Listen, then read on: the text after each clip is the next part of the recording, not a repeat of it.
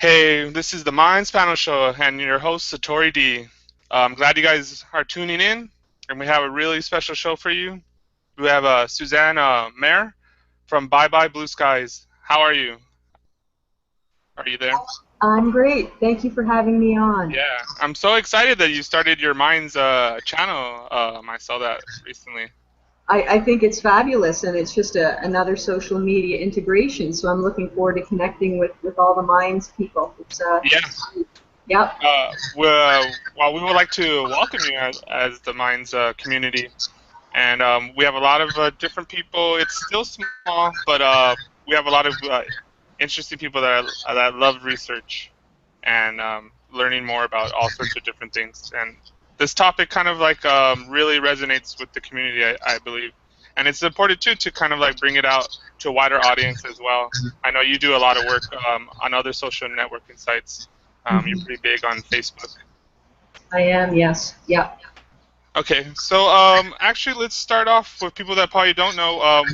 What is Bye Bye Blue Skies, and how'd you got started with all this? Okay.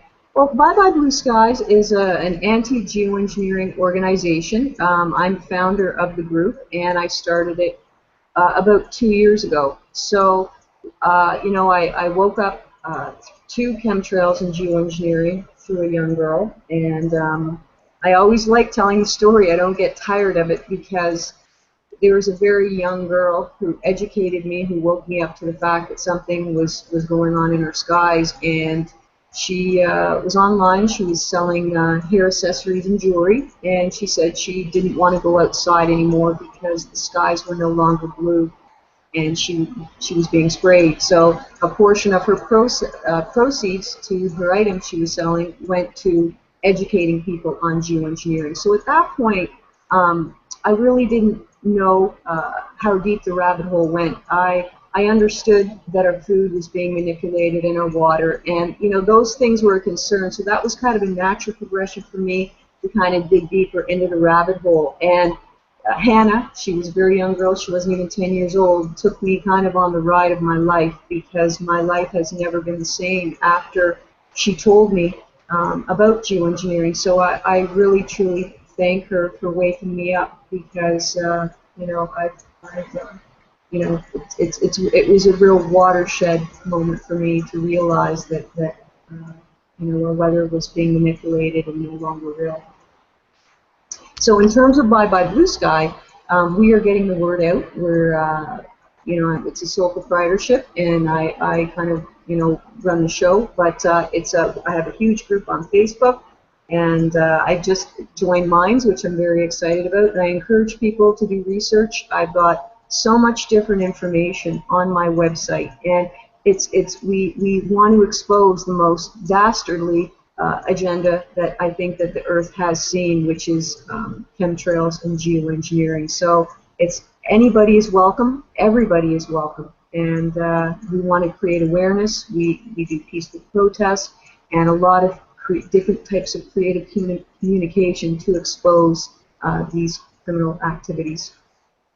Yeah, I was researching you, and I've known about your website through TechLords. TechLords is actually the webmaster of your site, so the Minds community knows TechLords pretty good. But so when I was looking into it, I saw a really good. It's a really good resource page. But let's go over kind of the basics. Chemtrails versus contrails. Yes, and this actually is kind of a feedback loop, and it's really important for people to understand that contrails are simply water vapor, which under optimum conditions dissipate after 30 seconds to a minute. And what people are seeing now is something very, very different. And these are patterns, very strange grid patterns, X patterns, which there is no explainable regular flight path for what we are seeing in our sky.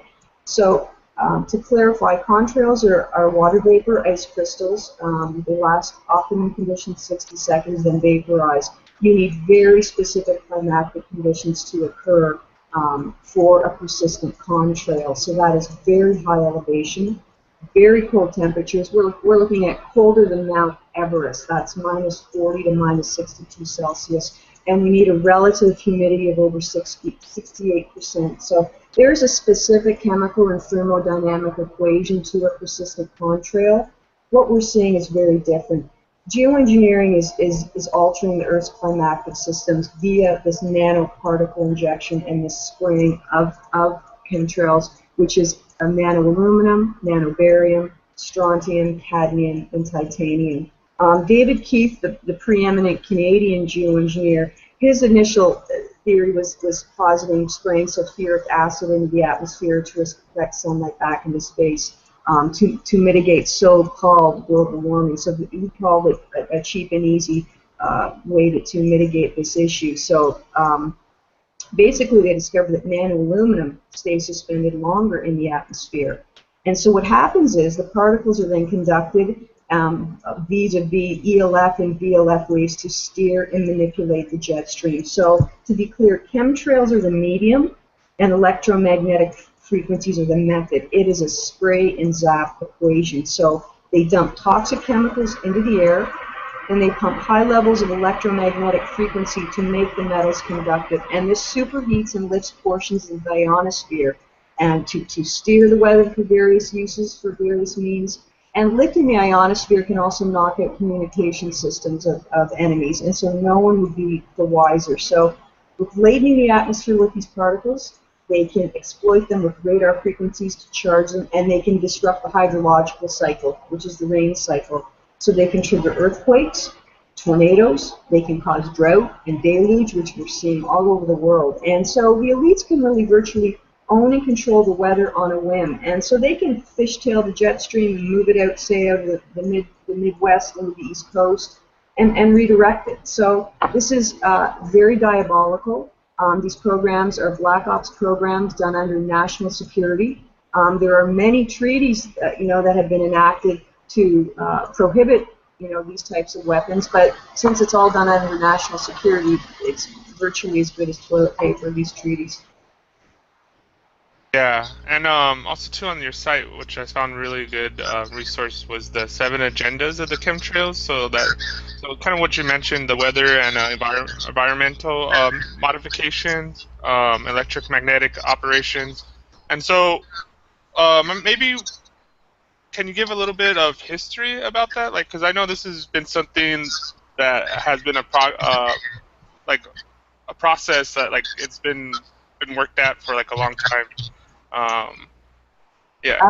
Absolutely. Well, Elana Freeland, I recommend to all your listeners to pick up a book. I hosted this lady at University of Toronto last year. She's fabulous. She's such a well-researched individual. She's deep into the politics, of JFK and of Sub-Rosa America, and she wrote a book called Chemtrails, Heart, and the Full Spectrum Dominance of Planet Earth. So she really showcases the military-industrial complex's agenda, which is full spectrum dominance.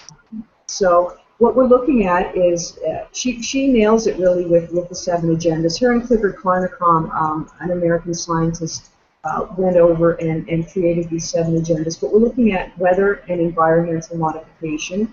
So this includes political blackmail and political pressure on various nations, and at least in NATO. So environmental modification would be like Hurricane Sandy in New Jersey, Hurricane Katrina in New Orleans. We're looking at electromagnetic operations. So we're looking at HAARP cellular towers, the XBXs, which is the C-band, X-band radars. So this is the ionization of the atmosphere. So what they do is they draw charged particles into the lower atmosphere, and then our atmosphere, including our jet stream, is sucked up into it. So these nano barium and aluminum are spread for more conductivity, and so then they are pulsed for various reasons and steered for various reasons. So this is heating up the atmosphere and creating extreme weather events, which we're seeing. Number 3 is military operations. Our weather is used as a weapon under C4, command and control, communications, and cyber warfare. We're looking at biological operations. That is number 4. Morgellons is not the only biological experiment going on, but there are nanofibers, polymeric nanofibers, piggybacked into the chemtrails, as well as the nanotechnology. So this is SmartVest. This is minute microprocessors which you can track and monitor us, which is extremely concerning. And if you have the frequency of a disease, you don't necessarily need to broadcast the virus or the bacteria. You simply broadcast the frequency of a disease.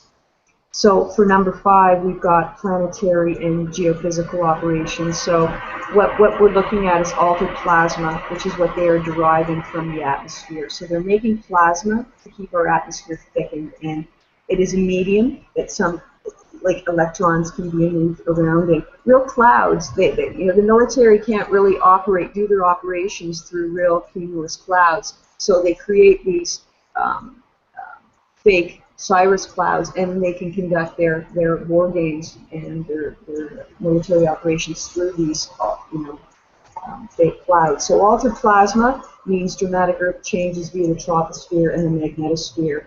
And so we can look to the reconfiguration of 3 international seaports, which is pretty interesting. So we've got the Port of New Orleans after Hurricane Katrina, and we've got the ports of New York and New Jersey after Hurricane Sandy in 2012. So this is disaster capitalism. This is weather warfare.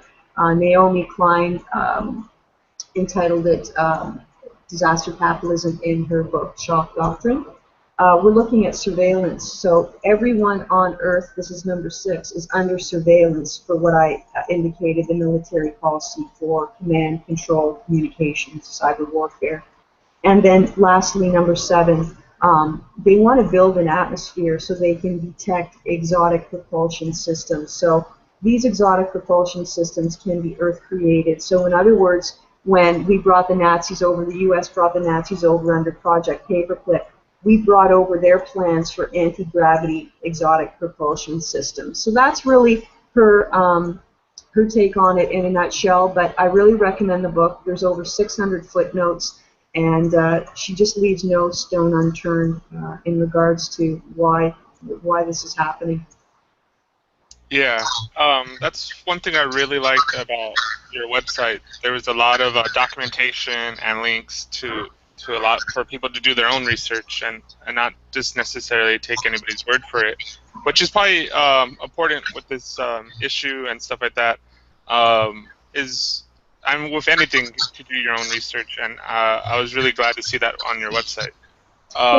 Yeah, and I encourage people to do their own reading because it's all there in black and white, and the problem is it's people really don't read that much anymore. So you know what? It's all there, and everything, the media, the YouTubes, the declassified white papers. I mean, Canada has its own Weather Modification Act on their Justice Laws website, which I have, as well as an exchange of weather modification information and activities with the United States. So, Canada and the U.S. within this document state that they can go into each other's borders within 200 miles and spray one another. So we have legislation attesting to these programs. So the time has long since come and gone where our officials are still denying this, because as far as I'm concerned, they look ridiculous.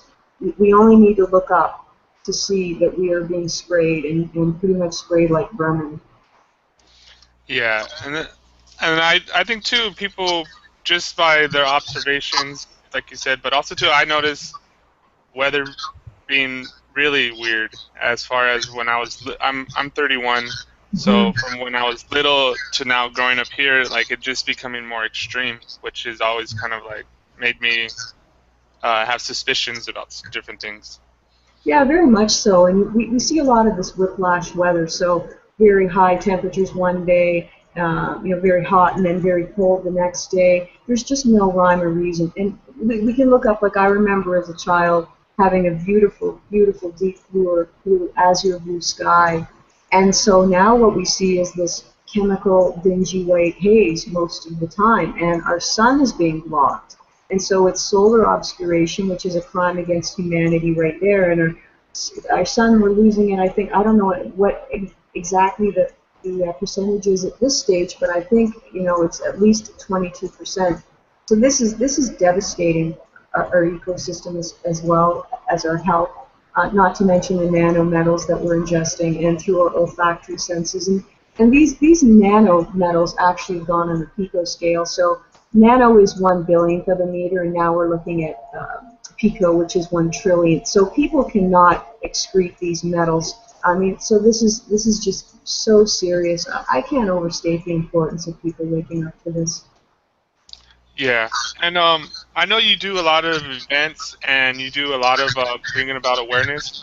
Mhm. I know you just had a recent one. You want to bring that up and your campaign with your billboards and stuff? Sure, sure. I just had an event in Huntsville, Ontario, and I co-sponsored it. It was at the Huntsville Place Mall, and it was a great event. We did it for 2 days, and you know what? I noticed people are really waking up.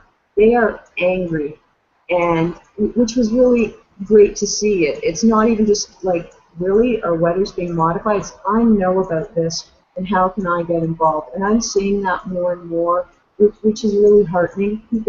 People are kind of stepping up to the plate. So it was a 2-day event. So we handed out brochures, business cards, talked to a lot of different people. I had Bernadette Gervais-Green, who is with GAG Canada. That is an interface hub in Canada. I also encourage people to look at Geoengineering Action Group. She is on. She also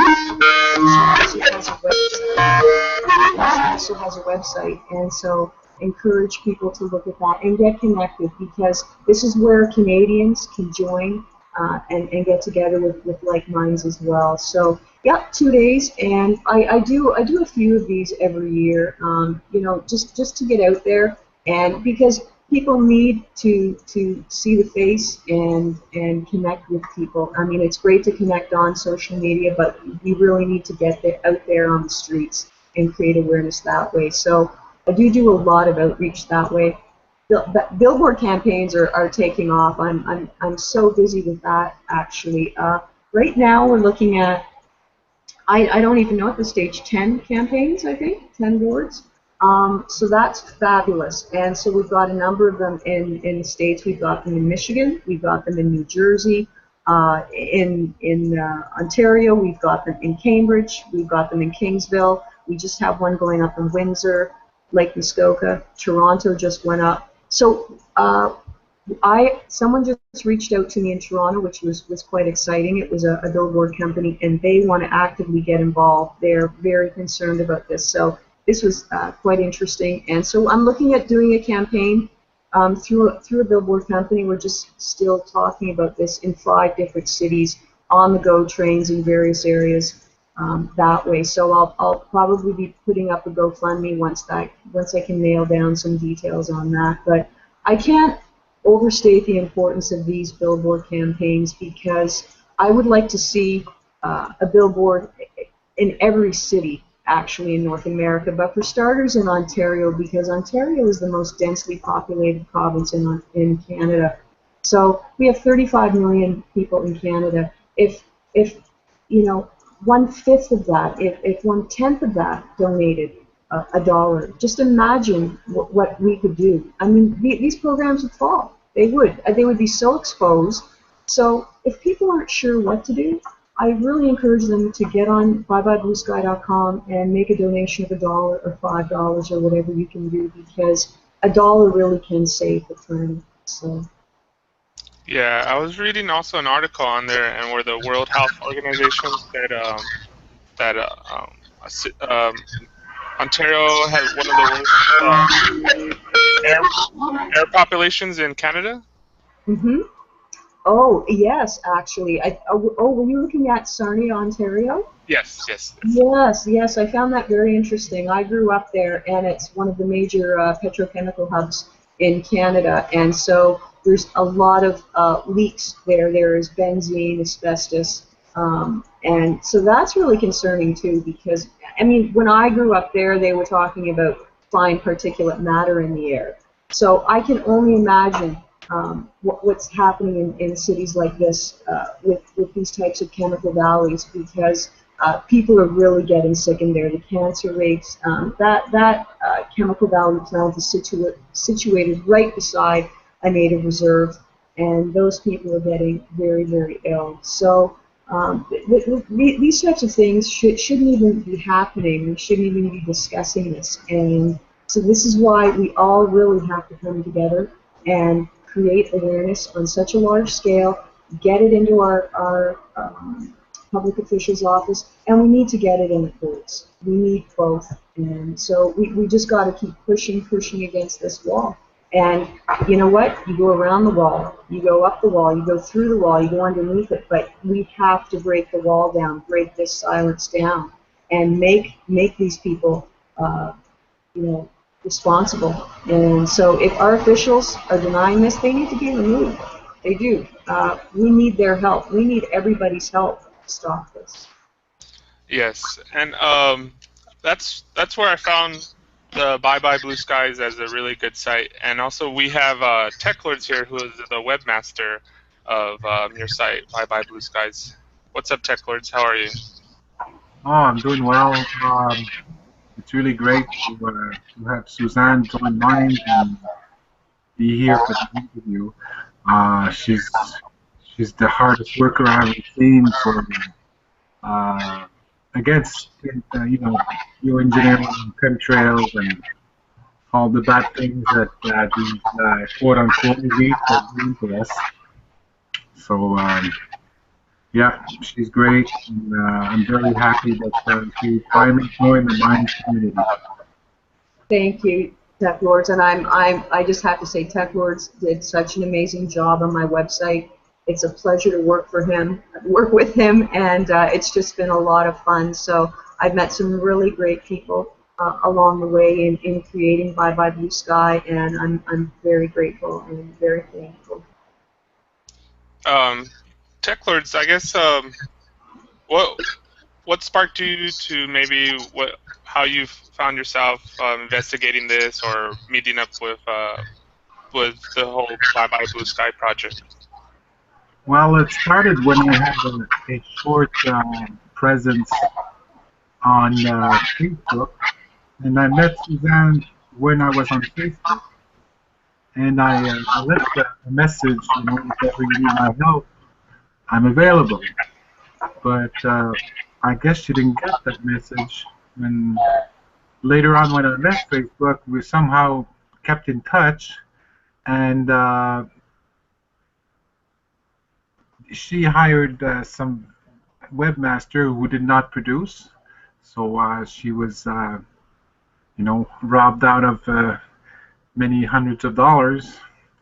But eventually we touched base, and I said, "Listen, I'll do it." And at the same day, I think I started, and it was great. So this is how I met Suzanne on Facebook. I was in her group. I was a member of her group, and a lot of great people there, and hopefully they'll transit to Minds as well. But yeah, it's a wonderful project that she started, and it's going to continue. We're nearly at 100,000 hits right now, and it's not even been a year, I believe. So I think it's 11 months, 10 or 11 months, and we'll soon hit the 100,000 visit mark, which is great. But it's going to go even higher because a lot more people are becoming aware of the geoengineering problem, the chemtrail problem, and HARP and all the all the shit they do to us.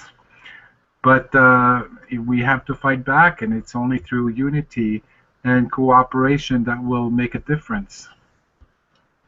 So that's my view on it. Yeah, and what you're saying about the site's pretty new, but the progress has been good, and I think it's only going to get better. I guess Suzanne, can you kind of share how it was in the beginning when you first started bringing up awareness until the progress that you've seen now? I've been doing this about 3 years now, so I do see progress. I'm in a rural town, so it's you see it's different everywhere. Rural people are more connected to the land. They're outside. They're not as distracted. So I see people waking up more so in the rural areas, they also have the time. Often they're out planting gardens and they see that their gardens aren't growing well, versus people in bigger cities. People that are very busy in their office jobs, they're not looking up, they're looking down, they're looking at their phones, and trying to get a meal on the table. So I find it's been more of a challenge to awaken people in the city. So this is why I just put a billboard up in Toronto, which is getting some good exposure, and that's how that other billboard company heard of me. So I think it's a natural progression, and I think these things take time. And I think the huge thing is with this is so deadly serious that people don't want to believe their governments are poisoning them. Because if they do, then they have to do something about it. And who really wants to? People don't want to. So it's a delicate subject, and it's something that I bring up, and I always have backup. I always have business cards, brochures, um, you know, to legitimize the topic. People need to understand that this really is going on, and that we need all hands on deck on this one. So again, Monsanto, it took I don't know how many years, and look where they are at this stage. I mean, most of Europe has banned them. I mean, we're slow on that uptake, but I see a really good progression. But you know what? It's not enough to know. Once we know, that is when we have to activate. We all have to do something, and then we all have our own sphere of influence. So we have to figure out what we're good at and what we could actually affect change, how we can affect change, and then just go and do it. And hopefully you have a few friends that are awake, because we all need people, friends around us that are awake. It can be very lonely and isolating when you wake up and you realize that life is not as it seems, and what is white is black, and what is black is white. So it's tough. It's not easy. Yeah.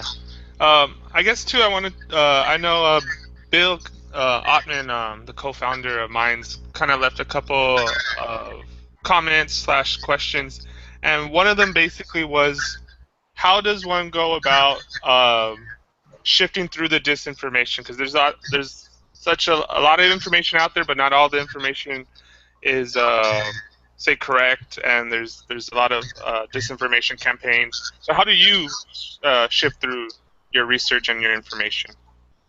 I go to the people that I really respect. I know Ilana, so I talk with her. Her book is a seminal piece. I also know a very, very good nano researcher in Windsor, and so I confer with him a lot, almost daily probably, on what he's seeing under the microscope. So I find legitimate sources. I do not espouse fear-mongering. I do not espouse the earth is on fire, this climate chaos. I do not believe man is the enemy through anthropogenic global warming, because we did not consent to any of this. So I look at legitimate sources who are putting out really good, substantial information, like I am, in a neutral way. When you go on Bye Bye Blue Sky, there's no opinion, there's no left, right, Earth is burning up. It is just neutral information, all facts. You can get a little bit of a spiritual component or artistic component there with some music and some poetry, but it's all fact-based, and that's what I look at. Just hard-based fact with no swaying of public opinion. Yeah, that's one part I really enjoyed about the website. You had some documentation, and I was reviewing some of that, and it's really fascinating and alarming with some of the stuff that was in there. Yeah, and I also suggest too, researching the terms. You can research the terms, albedo modification, weather modification, climate engineering. There's still information on there on chemtrails. That is a contraction, and they've maligned that word. But aircraft.org, for example, if you Google search chemtrails, aircraft.org is on the top of the Google search there, and they're prime. That is a great website. So you find out what the good websites are based on, just on your own research and your savvy. So. Yeah, and I think that's kind of key too with people on Minds. They are really into doing their own research, but they also like me. I like instantly, and I kind of told Techlords. Well, I'm not surprised Techlords helped with this page, and so I trust Techlords, and I've been on mines since June, so I kind of more and more getting to know him, and you get to have these kind of relationships, and you respect them, and then when they tell you, hey, you should check out this, and then you're like, okay, and then it always gets confirmed with my own research as well. Mhm. So that's great to have this connection with you and having you start up your Minds page, and hopefully people start adding you, and people that are more interested go to the website. There's a lot of resources, a great resource site. Um, but some of the stuff, I guess, we should maybe, for people that don't know, maybe outline some of the key terms like you were saying. Yeah, albedo modification. I mean, you can research that term. You know, geoengineering, weather modification, climate engineering. I mean, these are all terms that you can Google search. I mean, again, I would even just look to the websites, byebyebluesky.com. I would actually also encourage people to look at doctors like Dr. Nick Begich, who is seminal in deconstructing the harp. He's got Angels Don't Play This Harp, a wonderful book. He's also got a website, I think it's called Pulse, earthpulse.com. And so when you're looking at these types of people like with a great background and just really know what they're talking about, I encourage that. He's got a lot of great YouTubes, which I have on my site. I mean, for beginners, what and why in the world are they spraying? I mean, this breaks down the socio-geopolitical implications of exactly what they're doing. And then you can go and pick up Ilana Fulin's book, and then she highlights the military-industrial complex. So people, there's different people taking it at different avenues and different levels. So, you find out what works, what's comfortable, and just continue on. I wouldn't suggest researching a lot of different people. It gets confusing. So find a few people you like and respect, and then just stick with it. Yeah, that's good advice for anything really too when because there's it's like information overload, right? But It if you find absolutely is. someone, yeah, if you find someone that communicates to you and then that resonates with you, then you should probably dig into them more. That's kind of, Absolutely. yeah. Uh, Absolutely. okay, so we're gonna start opening it up. We also have Gov Spiders here. Hey, what's up, Gov Spiders? Hey, what's happening, guys? How's it going? Do you have anything you want to bring up? Any kind of questions? Anything? And it's kind of a broad scale of, say, not only just chemtrails, but GMOs, all these kind of manipulations that either science or government has been kind of doing to, say, the natural world.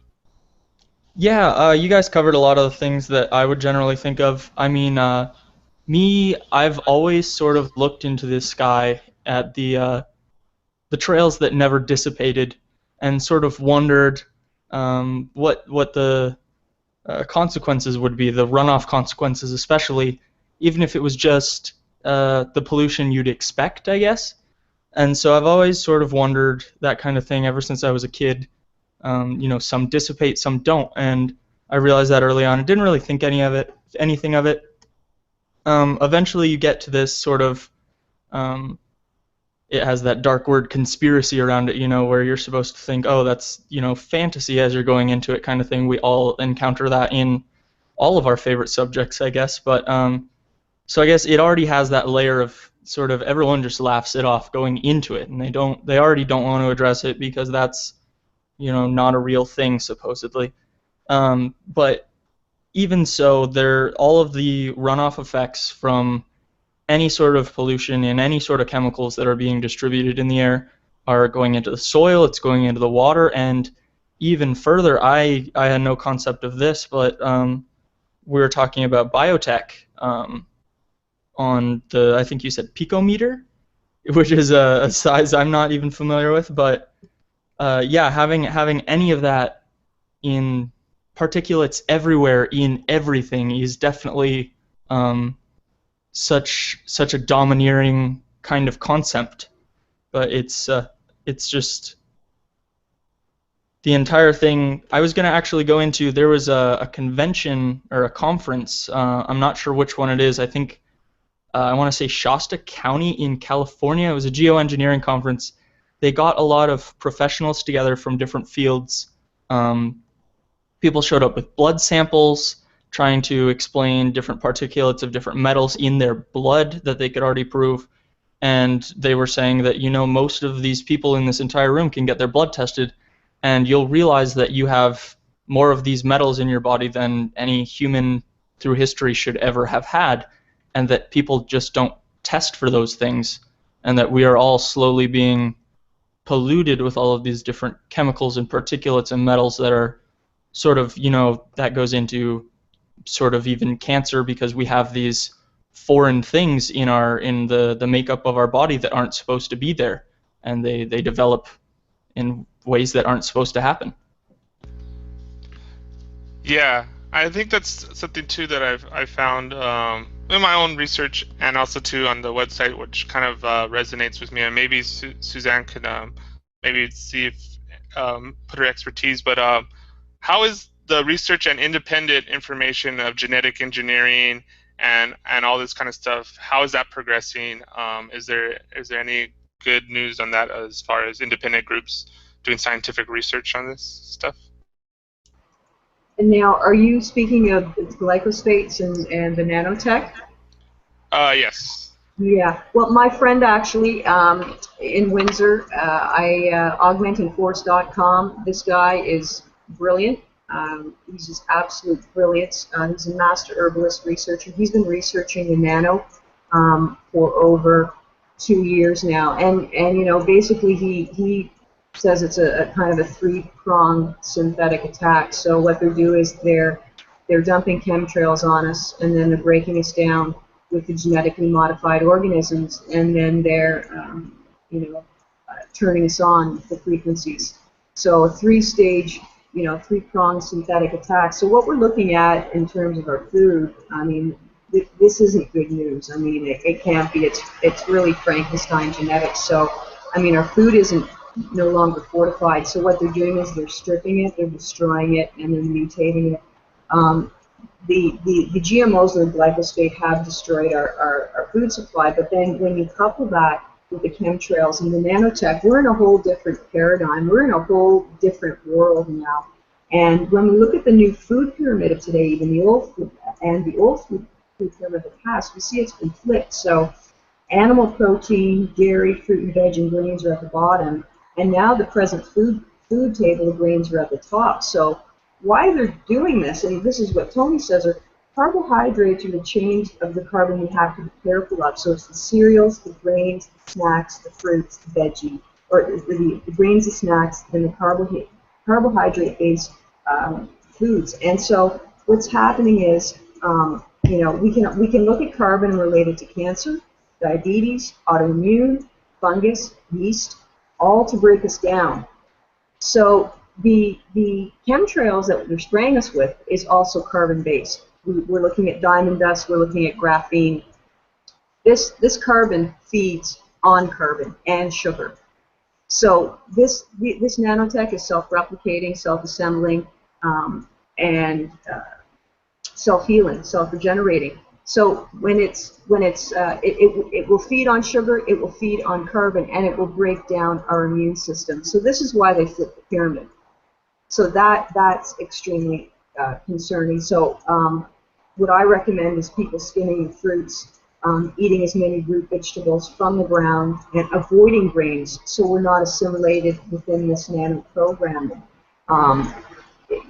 I guess plums, peaches, apricots, berries, rife in nanotech is when he looks at them under the microscope.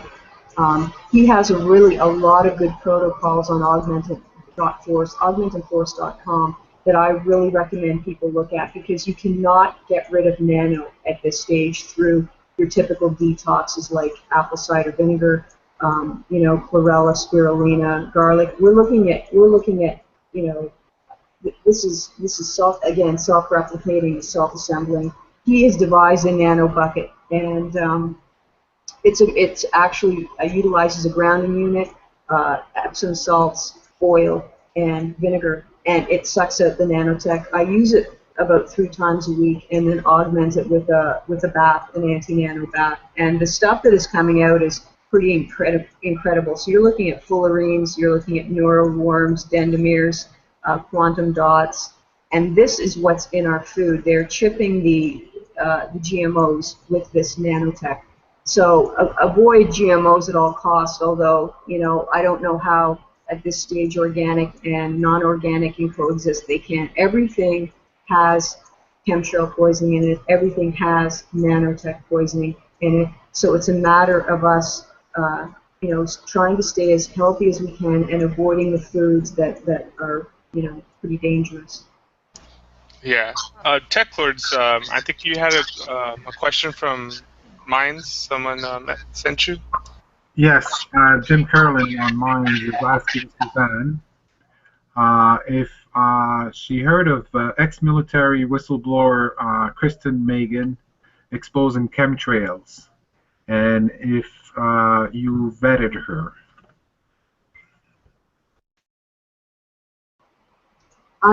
Tristan, I think, came out a few years ago to discuss the methods and dispersal. So I don't know her personally. I haven't talked to her, and she seemed to move away from the movement. So I really don't know a lot about her. As I said, she did expose supposedly the dispersal methods, but I can't really confirm much on her. Okay. Let's see what else. I kind of was some stuff that I went through too. The military weather experiments. So this has been like a long-going history with them, and so one of the ones that I found interesting, and it was Tesla's earthquake claim in 1935. Do you know anything about that one? I guess that's kind of like starts the military's weather experiments. Suzanne? Unmute her mic.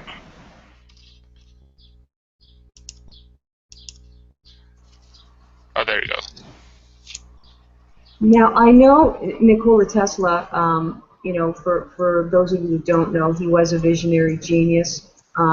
He died in ignominy. I know that the government, pretty much took his patents. I know he invented alternating currents.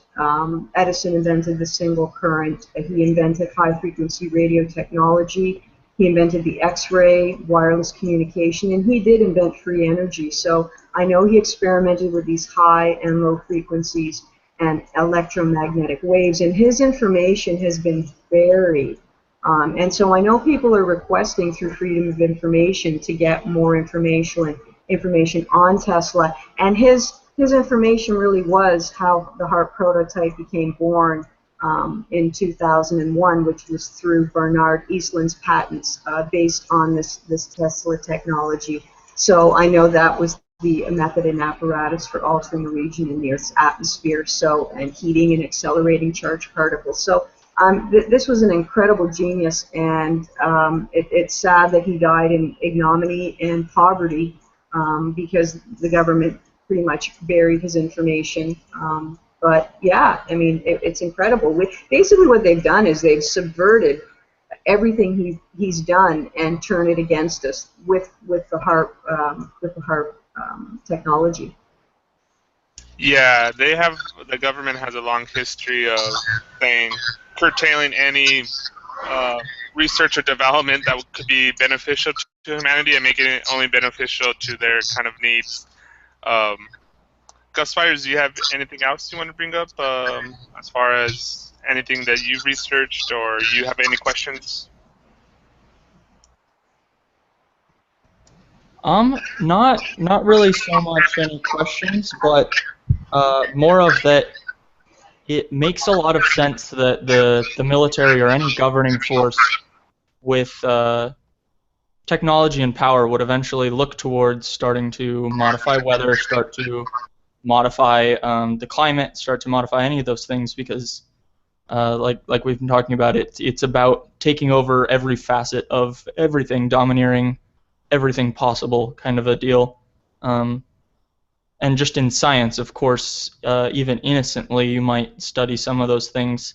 The most innocent, not really innocent, because you can't be innocent in geoengineering, but explanation for chemtrails, cloud seeding kind of thing was climate fixes, that these particulates were supposed to be reflective, and that they were supposed to help with global warming, that kind of entire charade story about, that it was supposed to be a good thing. But I guess that's the only way you can really get people to be compliant with spraying the skies, is to tell them you're helping global warming by spraying all these things over the population.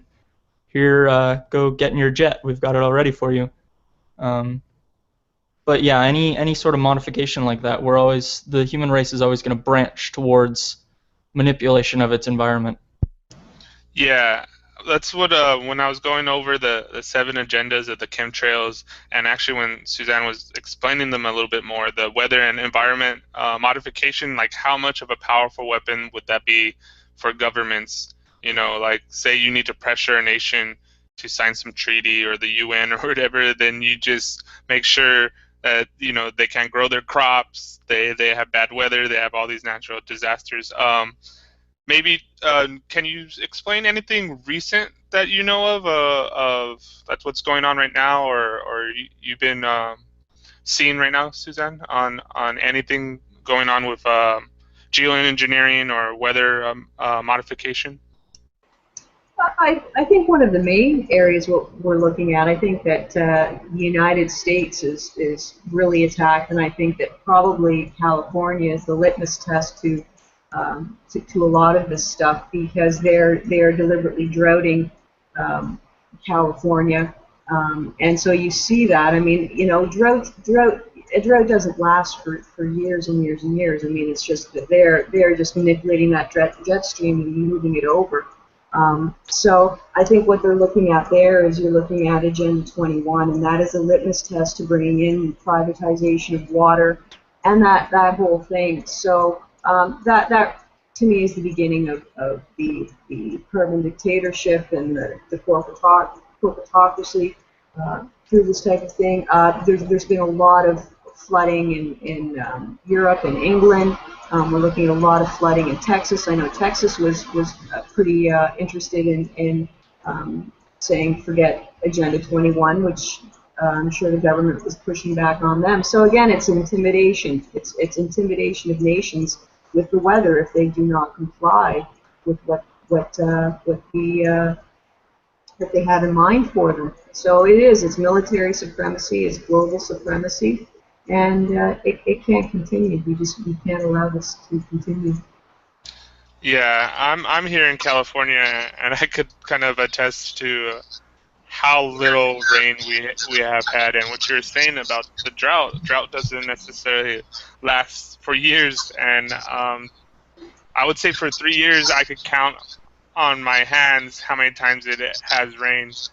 This year we had a little bit more rain, but it's just been so crazy how much the weather has changed here in California.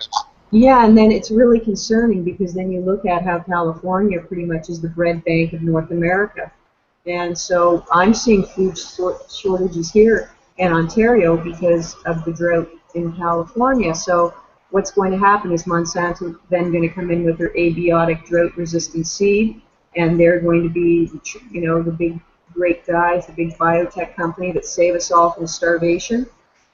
It's so nefarious. Monsanto, to me, is such a deep insider of these programs as well. So control our air, our food, our water. I mean, the hubris of it all is incredible, that they want to own and control nature. I mean, there's nothing natural about our environment anymore. Nature is no longer, sadly.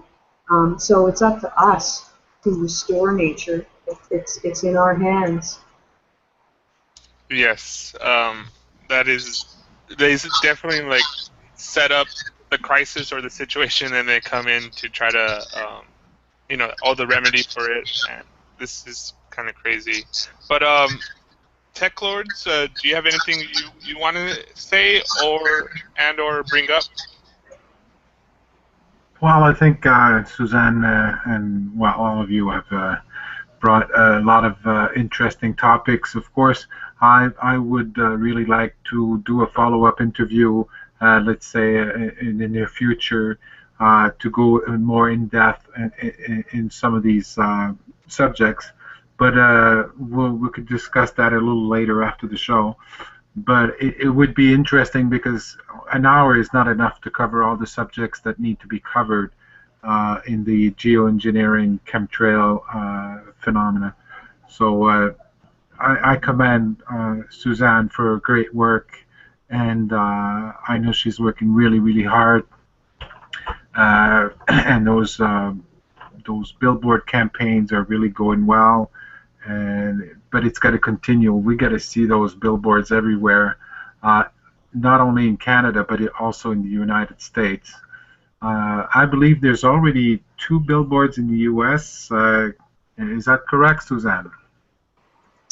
Yeah, actually, there's three. There's two in Michigan, one in Novi, and then one in West Michigan, and then we've got one. A friend of mine, Sharon Marshall Pierre, is getting hers back up in New Jersey, and it's pretty interesting because that billboard got a lot of press. That was on the front page of the Philly Inquirer, and then the Philly Voice, and then from that we spoke with a great guy, Renegades Roundtable, from that board. So that actually has gained a lot of mainstream media awareness, which is what we need. You know, it's like the mainstream media really has to take this on. It's time. You know. Yeah. And I think we're seeing a little bit of signs with that. But kind of to piggyback on what Tech Lords is saying is that yes, an hour is not enough to go into this, but I kind of just wanted to get to know you, kind of outline what you guys are doing with Bye Bye Blue Skies, which I think is a great resource site for anybody out there. Once again, visit the site. She just started her Minds channel. Add her. I'm sure you could ask questions, but also to maybe we'll talk a little bit more in depth after the show. But we'll start getting a follow up show and maybe dig into whatever subjects that are happening right now or events that you're doing to try to help highlight those and dig into more of say the agendas or into HARP, because each topic could be its show on itself. Um, but I would like to thank you for coming in, and actually you want to wrap up exactly maybe your overall message and sentiment that you want to give out to everybody, Suzanne? I think basically we have to join together and stop the agenda. I mean, we're all so powerful, and we've been made to feel disempowered. So we all have a voice. We can all say no. We can all stand up and say no. And we have become disconnected, and a lot of us have forgotten this. So it may feel like we're swimming against the current, but we are. I really feel like we are making some great strides, and even in a year. And so I expect to see a lot more billboards, more campaigns, more people getting on board. And you keep on trucking. And I encourage everybody to look at the protocol. It's a non-negotiable. And so please join my Facebook group, Bye Bye Blue Sky. Join me at minds.com and my website. And so I'll have a lot more events and campaigns coming up in the near future. And I want to thank you all so much for having me on. It's been great. Yeah, thank you. So I would like to end the show by thanking everybody, and I always like how the whole show is progressing. We're getting on good guests, highlighting important topics, and we'll keep on doing that for the community and also to broadcasting it elsewhere.